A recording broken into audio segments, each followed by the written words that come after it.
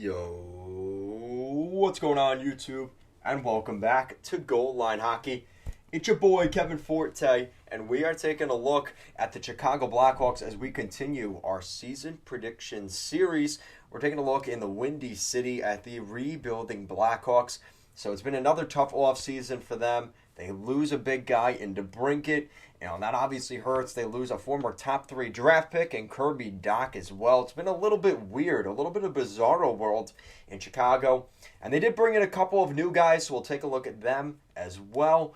So let's get into it. So last season was not great for the Blackhawks. Goals for was 28th in the National Hockey League, as well as their goals against, also in the bottom half of the league, 26th, which is 6th worst in the NHL last season. So really not a great season for them in terms of those stats. So how did they try to fix those things? They couldn't score and they couldn't keep the puck out of the net. So it's pretty easy. You need to try to change things in both of those categories, right?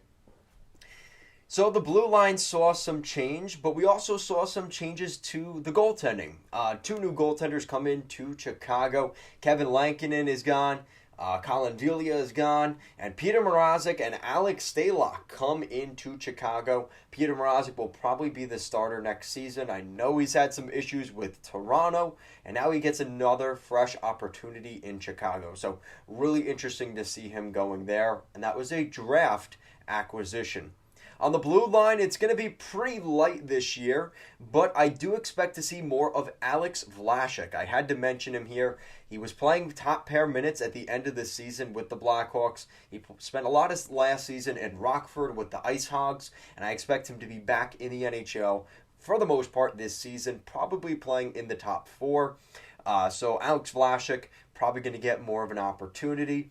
Up front, looking at some guys, shout out to Evan Barrett, Big Ten guy, NCAA, Evan Barrett from the Penn State team.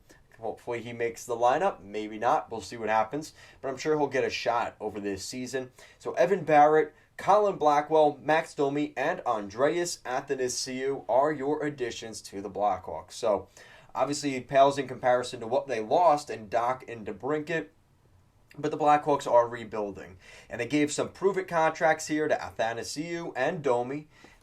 Big money just to get them over the cap floor.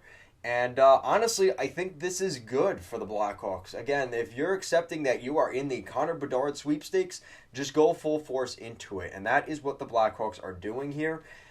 Some have argued that they're trying to force a trade for Taves and Kane, that they want to move their no-movement clause. They want to waive their no-movement clause because DeBrincat got traded and Dach got traded, and they still haven't done that. So, again, just theory and speculation, but that is still on the table.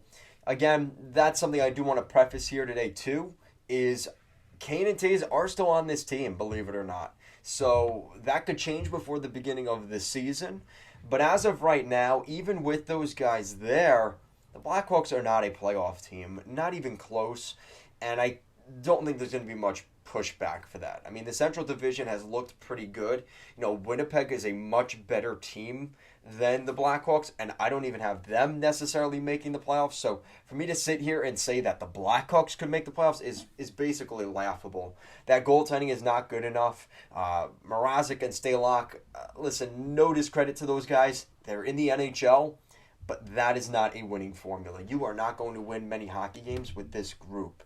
And I know they have Seth Jones still. I know they have Caleb Jones. But this team just has really started to rip apart they've ripped off the Band-Aid. Trading Hagel, DeBrincat, Dach. You're going full rebuild there. And I expect that to continue this season. It's going to be a rough year in Chicago, I expect. But you have to look at the end prize. Just keep looking. You might as well follow the WHL at this point on Instagram and Twitter and whatever. Just so you could see the latest Connor Bedard highlights, because that is going to be your saving grace throughout this probably tough, did I say the word tough? Tough season for the Chicago Blackhawks. So guys, let me know what you think down below. Not really much else to add here. This is a tough season for the Blackhawks, but again, we're going to see some young guys come into the lineup. I already mentioned. Hopefully we see the emergence of guys like Alex Vlasic. Maybe we see a little bit more of the younger guys. Taylor Radish, Boris Kachuk. I think that those guys are going to see more of more ice time with the Blackhawks, and I think it's only a good thing. So in that sense, there is a little positivity here, but again, it's going to be a tough season, so just try and fight your way through it. Guys, as always, thank you so much for watching, and I'll see you again next time.